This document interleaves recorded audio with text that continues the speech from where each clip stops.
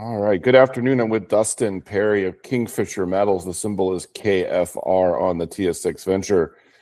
Hey, Dustin, what's new, buddy? Hey, good morning, Rob. Yeah, we put out final results from Williams earlier in the week. Some long intercepts, nearly 900 meters of 0.5% copper equivalent, with some nice higher grade 1% intervals in there, including one from surface. So that brought us to the end of all our Williams drill holes, with one drill hole pending, which we will get out. We're making progress on putting together a news release so that we'll get it out towards the end of next week is the goal, in time for the conferences. So that last hole is from the Hank Porphyry, which it would be great to go into detail about that, because I believe that's going to be our main focus in the next year. It's definitely one of the more exciting moments I've had as a geologist in my career, finding making sense of this massive alteration system. Not perfectly making sense of it, but beginning to make sense of it, and validating our hypothesis that there's a big porphyry driving this. So yeah, we did a pretty good sized program last year, around 7,500 meters, and tested a number of ideas. We showed that Williams goes pretty deep. It's got, I think, around 900 meters of extent of mineralization we've intersected. We've intersected from about 1,100 meters above surface, above sea level, to 200 meters. So it shows that these porphyries have a good vertical extent to them. We tested Williams to see if it was flaring at depth. From what we've seen so far, it doesn't appear to be doing that dramatically. So it's not going to be a standalone porphyry. That being said, looks like a decent size. I'm probably not supposed to say sizes and whatnot, but it's probably in the ballpark. It's probably a little over 100 million tons or something in that. Yeah, that's what I was thinking, actually. So my number is around 100 million tons there at Williams, and 0.45 or 0.5 copper equivalent, with some really nice higher grade areas. That's pretty good. That's not bad. Yeah, no, it's not bad. And again, I don't know, just so I don't get into trouble, I don't know the exact. We haven't done an independent resource. We haven't even recently done our own internal on this yet. We did going into the program, and we'll do one again, obviously. But what it signifies to us is, like, there's another porphyry center. Mary's similar size, maybe a bit bigger to the north, which we'll put out more information on in due course. But then you got this huge alteration system at Hank, which we'll get into here today. And I just did some numbers on it, and we're seeing intense alteration, variable intensity, but over 6,000 meters, so 6 kilometers by 6 kilometers. And the top of the mountain where you're seeing lithocap alteration is 2,000 meters, and we've hit it at Williams to 200 meters, so 1,800 meters. So the volume of altered rock you're looking at is well north of 100 billion tons there. And it doesn't make sense that 100 million ton porphyry would create 100 to 100 billion tons of alteration. So clearly, Williams is So this is an area with a porphyry cluster in all likelihood. You have a lot of evidence to support that thesis. And although Williams is a nice copper gold porphyry system, it's just not big enough to be driving all of that. It's not big enough to be driving all of that, and it's not big enough to be a standalone project for like acquisition or development. It could easily fit into a development scenario in the future, though. Had a chat with Michael Gray the other day, and he was saying that cutoff grades for block caves might be around 0.5% copper equivalent in BC now. So maybe you could get a good chunk of it, but also there's grade at surface that could go into like a small pit that could be part of something bigger. And then Mary has mineralization from surface as well. So these are all components of a larger story. We're swinging for the fences still, though. So I would say at the where we're at as a company, what these do best is indicate we are in a district, an emerging porphyry copper gold district. Like, this is a bona fide district. You don't get this scale of alteration with this many clusters without it being a district. You look at sulfurettes, similar scale, it's around 12 kilometers long. Like what we are, you've got multiple porphyry centers, continuous alteration. Same thing what we're seeing. You get that in other districts around the world. It's really no different. It just hasn't seen the same amount of exploration, hasn't had modern surveys like airborne EM, which we did this year. Still waiting on the inversion for that.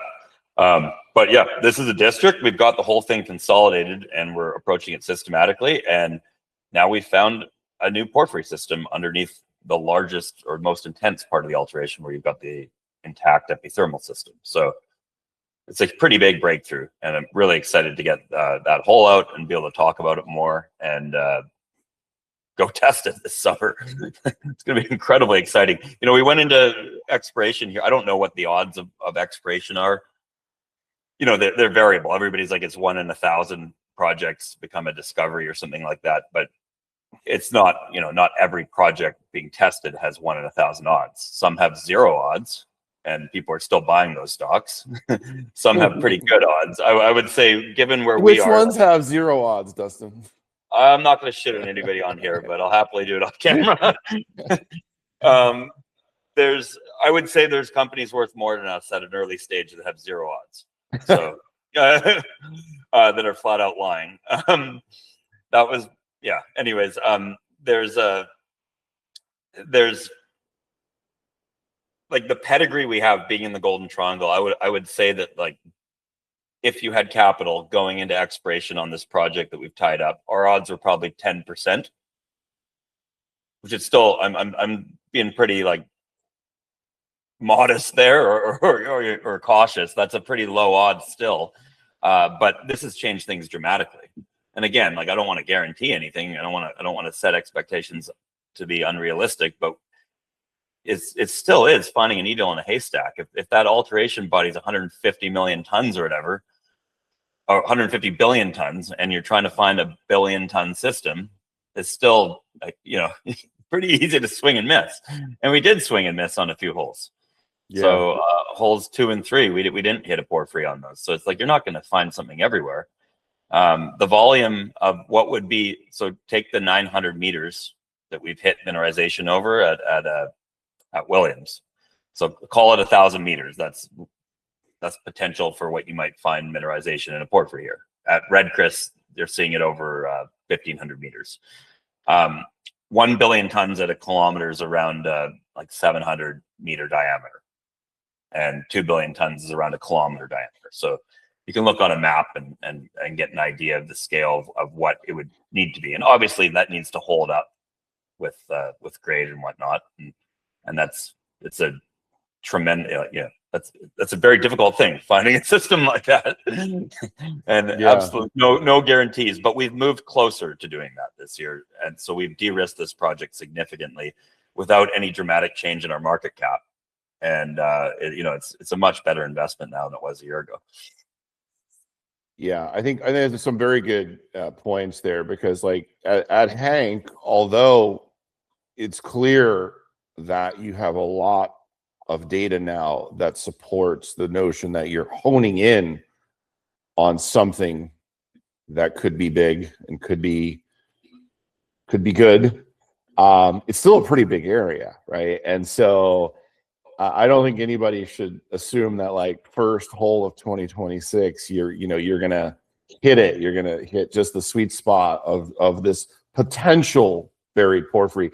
I do want to ask you about hole 6 in the last news release, because you've said in the past that in hole 6 it ended in hotter quartz pyrite and biotite, and you were seeing some traces of chalcopyrite there in hole 6. You put out the final assays for hole 6. That's the sort of gold intercept at the Hank area.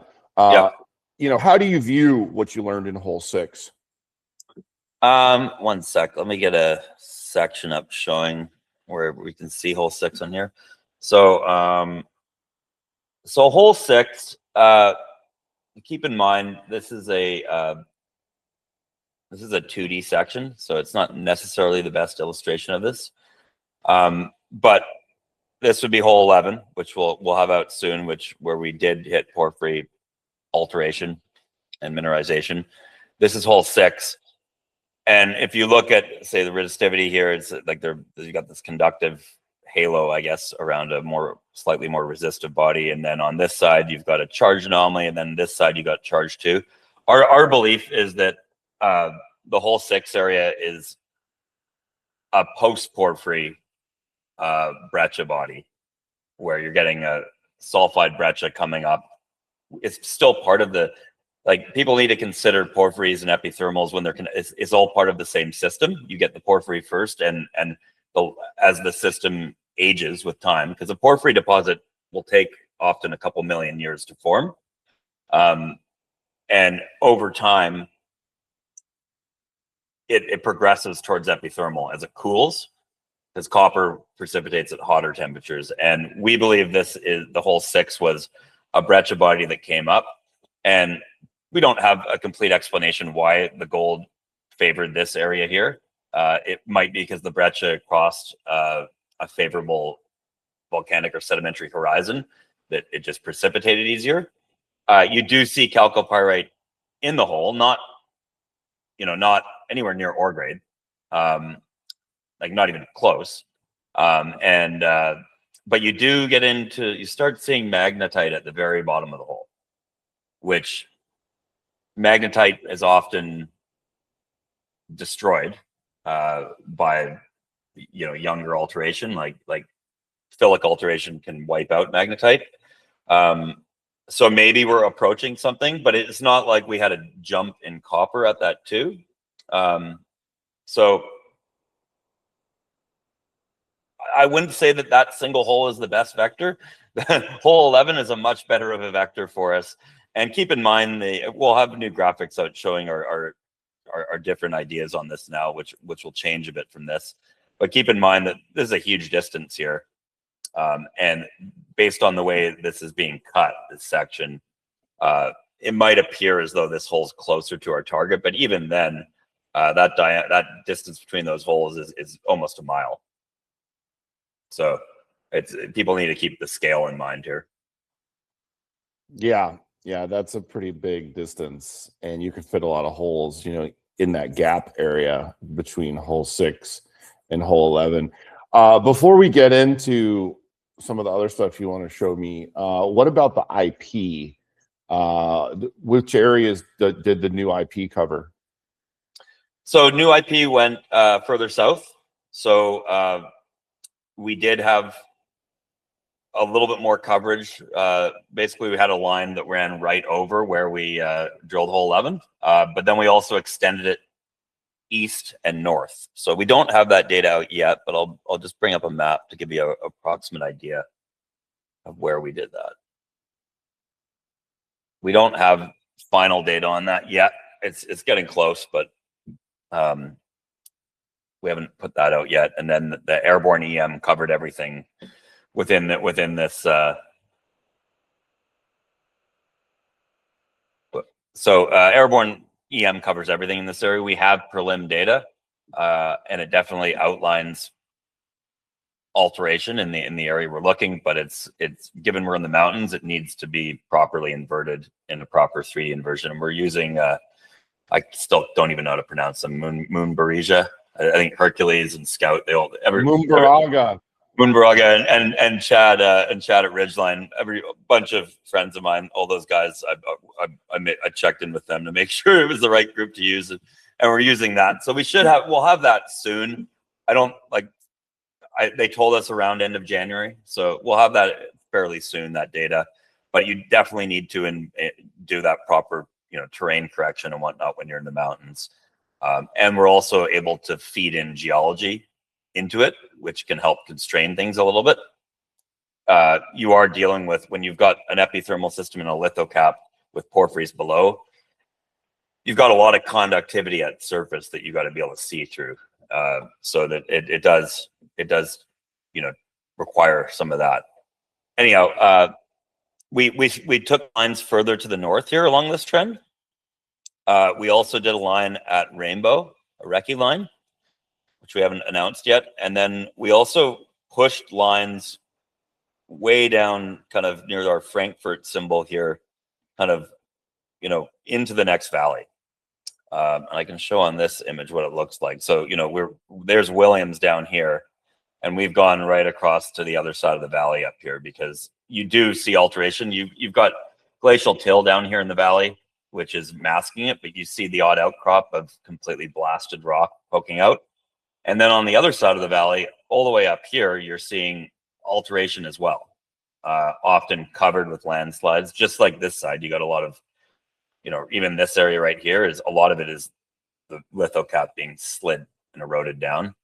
So, you know, this is a huge area. This really is a 1 billion ton target. Just seeing the scale of this alteration here, and Hank that we tested isn't even in view. It's around the corner here, which would be right in here. Yeah, for some reason, I think you're probably correct that those pictures don't give it full justice in terms of the scale of this thing. So let's talk about Hank and 2026 at Hank. So I know the plan is some combination of bulk tonnage gold drilling that's closer to surface at Hank, stepping out into some untested areas where there's that big golden soils footprint. And then we obviously have the home run copper-gold porphyry drilling. What do you think the budget is going to look like in terms of how many meters for each target area? Yeah, so I can't give you a budget next. It's going to depend on how the market accepts hole 11, and you know what the dilution we're willing to take on when we do have to raise money to go do this program. So it's hard to say. The Hank Porphyry Target, you know, like in an ideal world, we'd like to test it with maybe 5,000 meters at minimum, something like that. It's a large area. The target we've identified is about 1,750 meters long by 900 meters wide.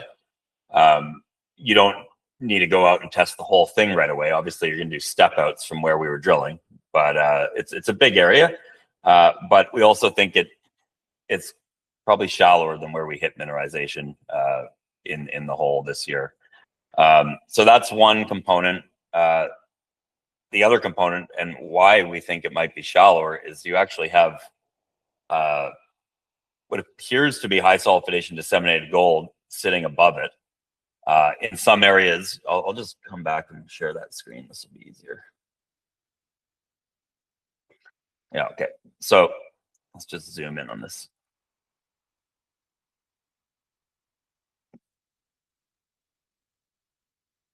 You able to see that? Yes. Okay. So right in here is where we, there's a drill pad you can see right there. And came out like this. And what you have lower down the mountain is you have this intermediate sulfidation gold silver plus lead zinc trend, and you can see these Goslings lining up, and there's actually some pretty damn good silver grades in there. I forget the exact intercept. I want to say it's around 0.5 meter of 3,000 grams silver. It's in there, but also good gold intercepts within this trend as well. So you've got that, which would be later than the porphyry, and lateral or above the porphyry, and then above it. And there's a lot of areas that just haven't been tested because there's limited outcrop in between these zones. But higher up, you've got what's disseminated bulk tonnage gold with good intercepts within it, though. But you know, right up here, kind of above our porphyry target, right, sitting smack dab on top, there's a hit of, I think it's 50 meters of 2 grams in that ballpark. So you know, you're seeing pretty interesting grades way out here. The furthest intercept way out in this direction is 70 plus meters of 0.43 gold from surface and bottoming in around 1 gram, and most of these holes across this area here, which is, you know, you're looking at over 1,500 meters of wide space drill holes, you know, 300 meters apart. They only assay gold, and we don't have any of the drill core. The core logs Some of them don't even have core logs; they just have sections for them. So, and we've mapped it, and it's intensely altered through here. We've done all the spectral work. We've got IP, we've got MT and whatnot, and it's just a big target, and the porphyry could come pretty close to surface. We don't know that yet. We hit it deep on this hole, but we also drilled one hole from the side, and it's not like we had to go deep to get it. We had to go sideways to get it, right?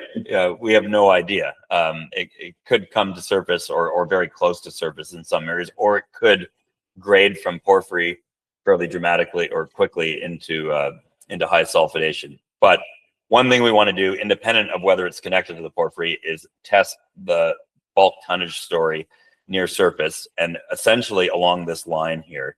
And this blue line here is what we believe is the boiling horizon, which is effectively, it was fairly close to the surface at the time. And that's where gold drops out in disseminated gold. And if we go to this target here now, you can see what I'm talking about. So this is where we drilled that porphyry. You've got a long section here. So going from this direction would be right here. A to A prime would be down here. And these are wide space drill holes that are all pretty damn interesting. You know, even just 0.34 gold over 123 meters, like bottoming in grade, is that going to increase? And like, how far does that go? You look at sulfurettes and you're getting, you know, like hundreds of meters of grades similar or slightly higher. Like we don't know. The scale of this is huge. The alteration system is huge. And what hole 6 did, you know, it did not hit a porphyry, but it did hit a 500-meter step out that gave us a big lateral, you know, an extra dimension to this. There was a couple of really shallow holes in the past here, but nothing that actually got down at the right horizon. And that's what we've seen here. So it's opened up a big area. And this bulk tonnage target here, this outline, it's effectively an elevation outline, which you can kind of see on here. It's effectively an elevation outline that should go through the mountain. So presumably there's targets on the other side of it. And if you look at these systems around the world, they're you know, like Yanacocha, they're big blankets kind of. So that's one thing we want to test. We're not going to test the entirety of this on year 1, but this trend in here, we would like to tighten up spacing and, you know, go past these holes that are bottoming in grade.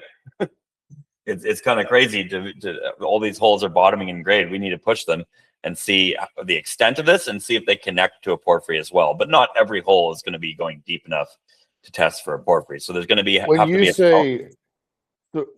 so when you say all the holes there are bottoming in grade, what kind of grade are we talking about on average? Well, it's variable, but you know, if you this hole 16 right here, I think it's a gram, and you know, we've got a red line right at the bottom here, so it's approaching that. Or you know, some of them it might tail off for a couple meters and then they call the hole, but it can. And how deep do those holes go? Well, a lot of them are they're angled holes, and they're in this kind of ballpark of, like, this is the extent 74 meters. They're generally less than 150 meter holes, and a lot of them are angled. These holes here are more recent and they're longer. But these holes out in this direction are all quite shallow, and you are hitting good grade in some areas too. You know, you're hitting some nice like ounce veins over a meter or so in there as well. So it's not like you've got the broad disseminated gold, but you also have structures within these. And we will be looking at both. You know, we'll be drilling holes trying to intercept the right ore shoots on structures using LiDAR and structural mapping that we've done now, which hadn't really been done at this scale before, while also trying to just prove up a volume of mineralized rock.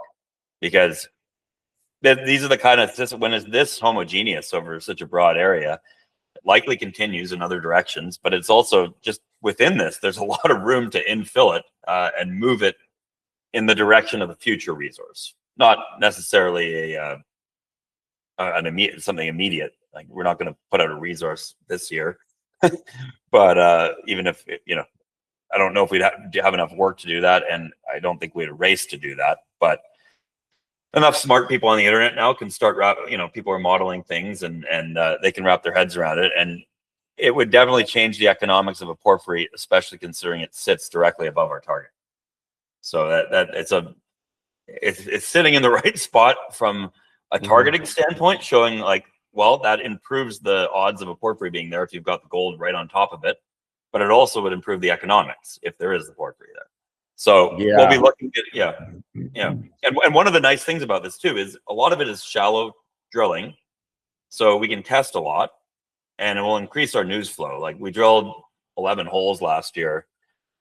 2 of them failed. So we had 9 reportable holes. There's not that many releases you get out of that, which is difficult to keep momentum up. But if you've got a lot of shallow holes coming out that are hitting, it's a pretty good way to build momentum while we're waiting. So instead of 9 holes that you can report, in a perfect world in 2026, we'd be looking at like 25 holes that you can report. Is that right? Yeah, something in that ballpark, or higher, depending on what we're able to do. But this is also there. We also want to test the lower structural targets. This would probably see a few less holes, but there's good grades here, and these areas have not been 3D modeled before, and we've got LiDAR now. So we will be modeling these and targeting ore shoots with a few holes. So, and there's gaps, what's interesting here is you see these gaps between them, but really like these little divots in here are the valleys, which are the faults, which is likely where the ore shoots are so there's big gaps that are not tested. So this is another opportunity. We don't have like a plan for this yet. We have a lot of time though. It's midwinter, so we'll be working on that. But it is something we would like to test. There's a great opportunity here, and there's great drill holes, or great historic drill holes. What we're trying to do here is get our cost of capital down so we can take more risks, because we've got all the ground now. We need bigger budgets so we can go drill a lot of holes, because we've got the team to execute on this and the strategy and the targeting skills. We need a lower cost of capital so we don't dilute the company too much. And I think we can show the value through a lot of these gold targets fairly quickly is the hope.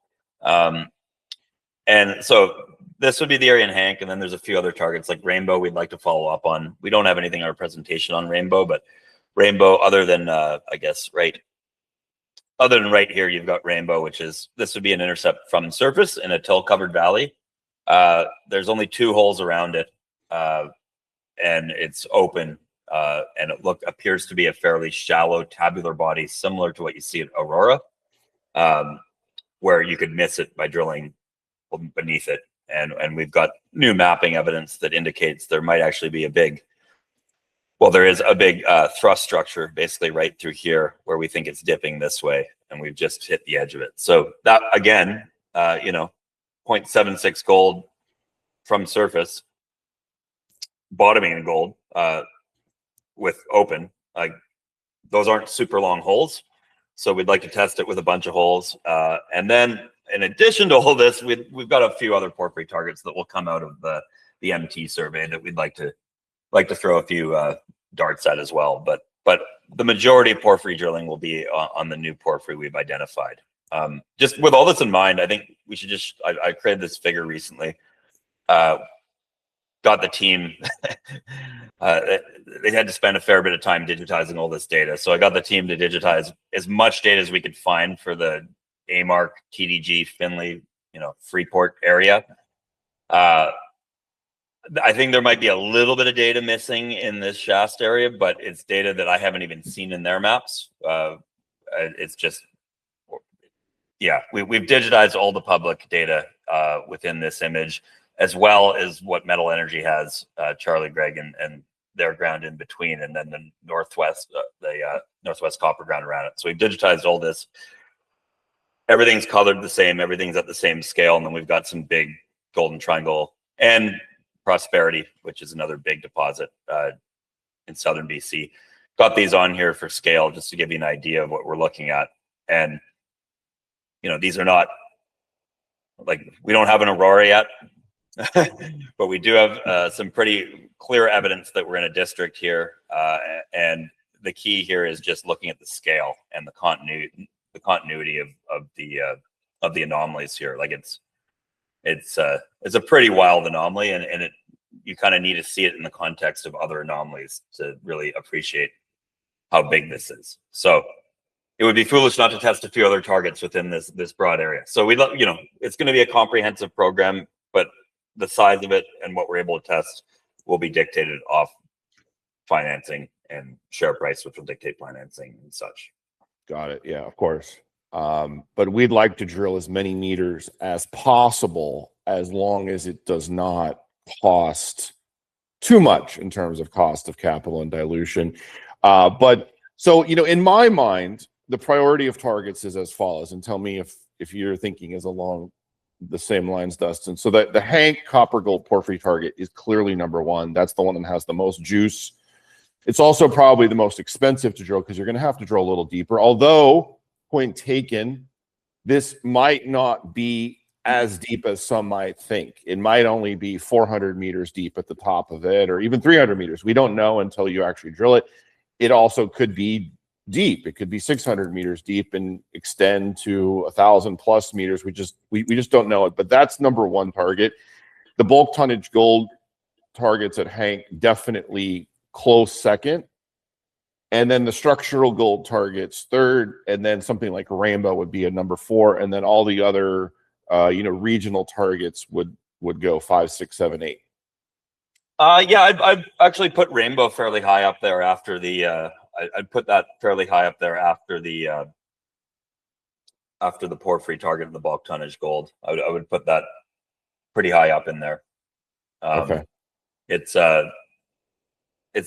not too difficult to test. We will likely want to do more IP there first, though, so it might be something we test later in the season. Yeah,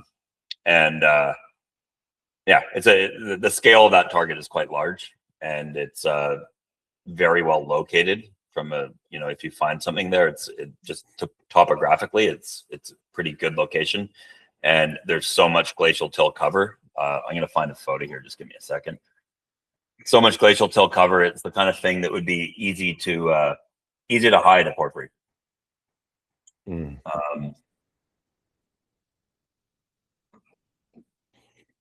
Okay, so and just going back to the Hank Copper-Gold Porphyry Target, because obviously it's your favorite, it's my favorite. I think it's a lot of shareholders' favorite. So that's going to be drilled first, straight off the bat. You're going to have a rig there, and I'm guessing the rig is going to line up probably right, like almost exactly in the middle of hole 6 and hole 11, and drill a near vertical hole. Is that correct?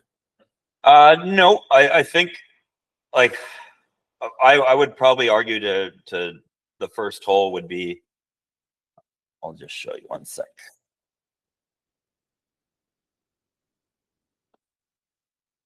I mean, I'm not saying exactly vertical, but like an 80 or like an 85. No, I'd probably just drill.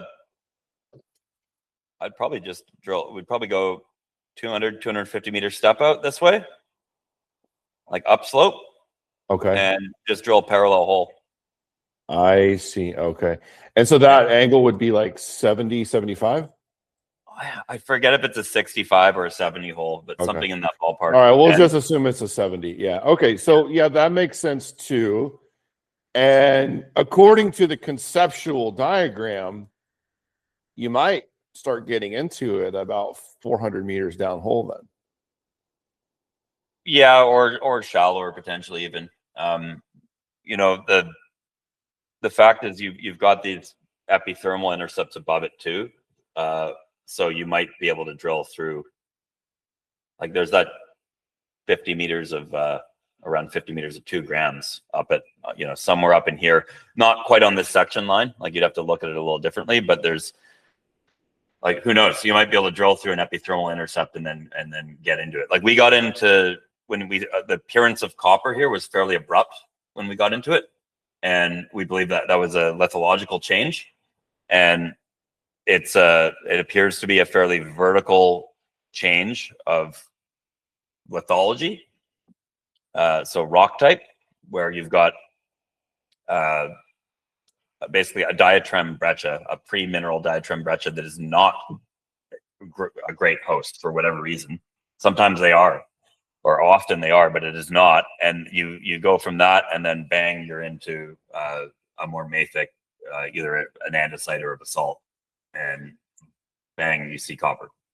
So given that we're into that in this direction, it might actually not be that deep. We've got no idea. What what depth did you see the transition into into the andesite? I think like you can in our presentation we've got photos, but I think, and in that press release, I think it was around 550. It transitioned where we started seeing copper. The intercept we discussed in, I believe it was the very end of September when we put out our. Oh yeah, okay, I see it on that. Yeah. That pretty accurately describes where it changes and you start seeing porphyry alteration. Got it. Okay. So to put a bow tie on it, just look, I mean, obviously the financing is the big thing here. It's the big catalyst. I know you can only say so much. But are we thinking 2 drill rigs this summer, or would it make sense? I mean, if the capital was available, would it make sense to go to 3? Does that make things much more efficient, or does it matter really? Like, is 2 rigs fine? I think 3 would make things more efficient. With 2 rigs, you still need 2 helicopters, but with 3, you can still do it with 2. So I think it would, yeah, it makes more sense to do it with 3. Okay.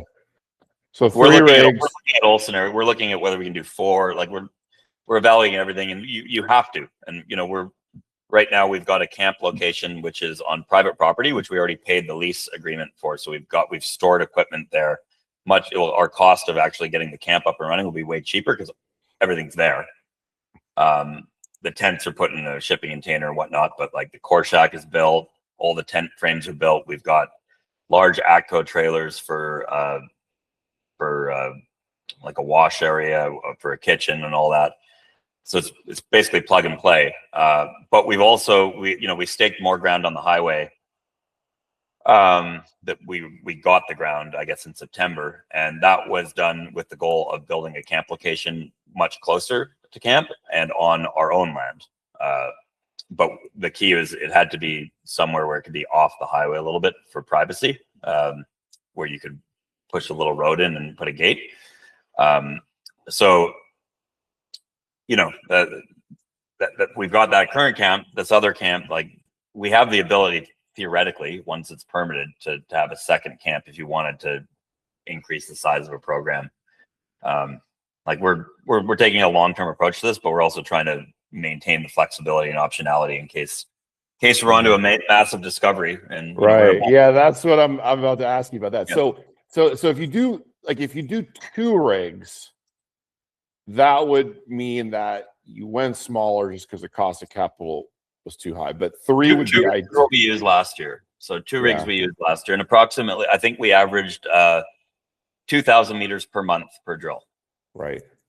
So okay. So if you go to 3, does that change the start time of the drill program? Because I mean, obviously something that occurred last year was you kind of ran out of season, and obviously we would have liked to have drill. No.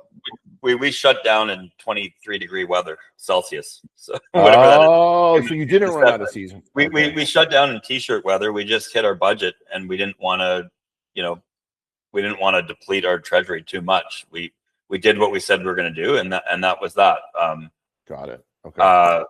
This year we would likely have to go longer, and you could have been like, you can drill till the end of October here, and we could have easily this year. The way it was a pretty nice fall up there.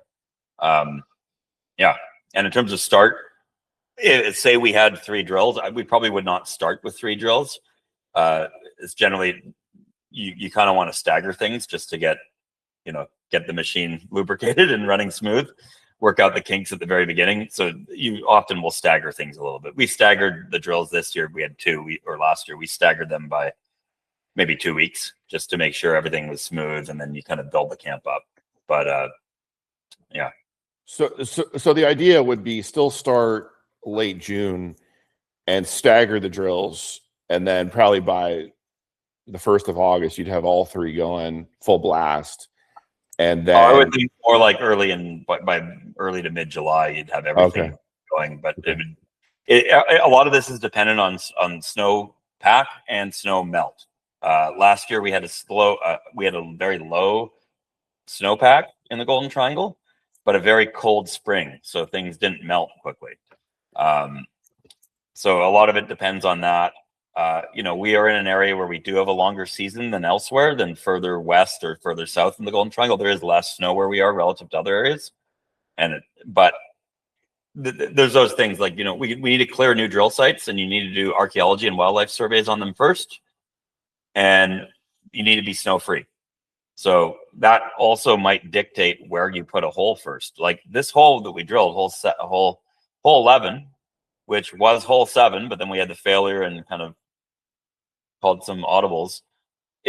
I was saying I wanted that hole. It was one of the first holes I wanted drilled last year, but it was that particular location for that pad was a bit of a snow spot, so it wasn't clear during the first pass we had with archaeologists there.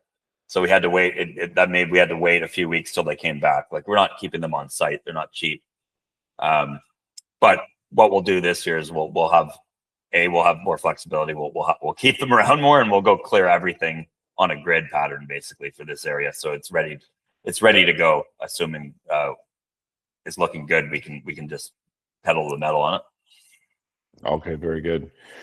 Yeah, so you can just go deeper into the season if you're hitting, and if you have the capital, you can go to the end of October. So theoretically, if you have 3 rigs there in September and you want to push it to the very end of the season, you could still drill another 10,000 meters by the end of October, right? Oh yeah. With 3 drill rigs, say on a project like this, and 2,000 a month, you could drill. Well, you can get basically 4 months of drilling in, and with 3 rigs, call it 6,000 meters a month. So you can get 25,000 meters, presumably.